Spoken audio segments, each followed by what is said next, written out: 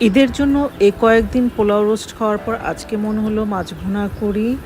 মাছটাকে প্রথমে আমি সুন্দর করে ধুয়ে হলুদ, মরিচ ও লবণ দিয়ে পাশাপাশি লেবুর রস দিয়ে হালকা ভাজি করে নিয়েছি। এখানে পেঁয়াজটা ভাজি করে নিয়ে পেঁয়াজে আমি অল্প পানি দিয়েছি যাতে মশলাগুলো না পুড়ে যায়। পাশাপাশি হলুদ, লবণ, গুঁড়া মরিচ, ধনিয়া ও জিরা গুঁড়ো দিয়ে সুন্দর করে কষিয়ে নিয়েছি। পেস্তা বাদাম, কাজু বাদাম ও কাঠবাদাম আমি পেস্ট করেছিলাম তাই দিয়ে দিলাম। এখন মাছগুলো দিয়ে দিচ্ছি সুন্দর করে কষিয়ে। তার ভিতরে আমি মাছ মাখানো ঝোলটা এখানে দিয়ে দিলাম। পাশাপাশি দারচিনি, এলাচি, লবঙ্গ ও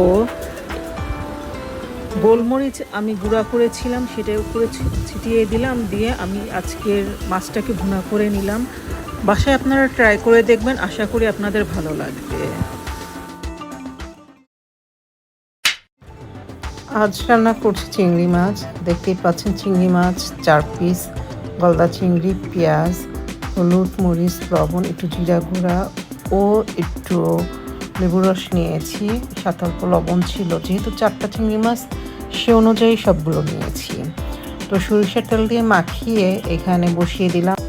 হাত ধোয়া পানি দিয়ে এখানে বসিয়ে দিলাম। অল্প চিনি দিয়েছি, যেহেতু একটু লেবুর রস আছে, টকটক লাগতে পারে। তো আমি এটাতেই রান্না করব। আমার রান্না মোটামুটি শেষ হয়ে আসছে। একটু তেলটা চিকচিক করে উঠলেই নামিয়ে নিব। যেহেতু একটু পরিমাণ মতন পানি দিয়েছিলাম আমি, রান্নাটা হয়ে যাচ্ছে সেই পানিতেই। আর রান্নার ধোয়াতে তো ক্যামেরাও ধোয়া হয়ে যায়। রান্নাটা শেষ হয়ে গেছে আমার। 50 টাকা দিয়ে একটা মাটির বাটি কিনেছিলাম, ভাবলাম সেটাতেই সার্ভ করি। ভালো থাকবেন, প্রিয়জনের সাথে বেশি বেশি সময় কাটাবেন। আজ রান্না হচ্ছে ট্যাংরা মাছ 350 টাকা কেজি টমেটো দিয়ে।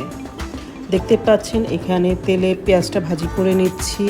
পাশাপাশি হলুদ, মরিচ, ধনিয়া, জিরা ও আদা গুঁড়া এবং পরিমাণ মতো লবণ দিয়ে একটা পেস্ট তৈরি করে নিয়েছি।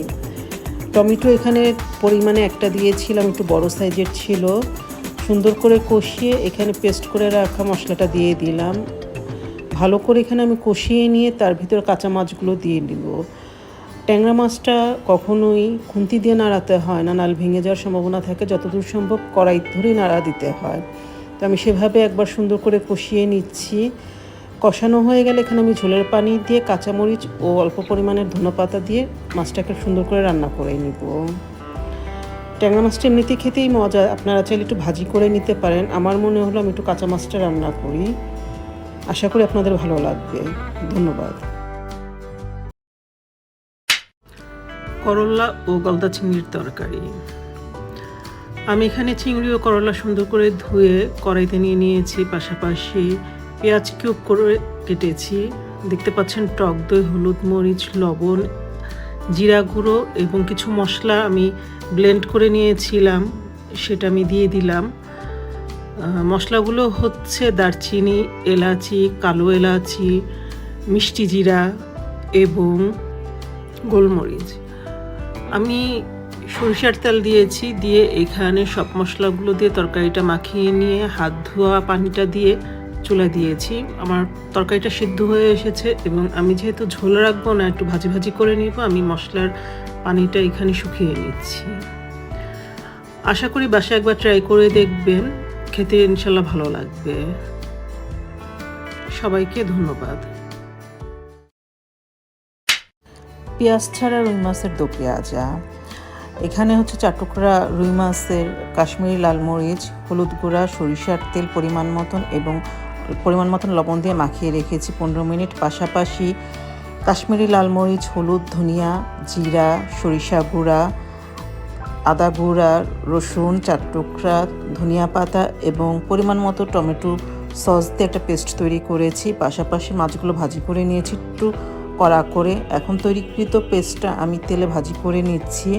তেলের পরিমাণটা এখানে একটু বেশি দিয়েছি। দেখতেই পাচ্ছেন মশলাটা খুব সুন্দর করে ভাজি হচ্ছে।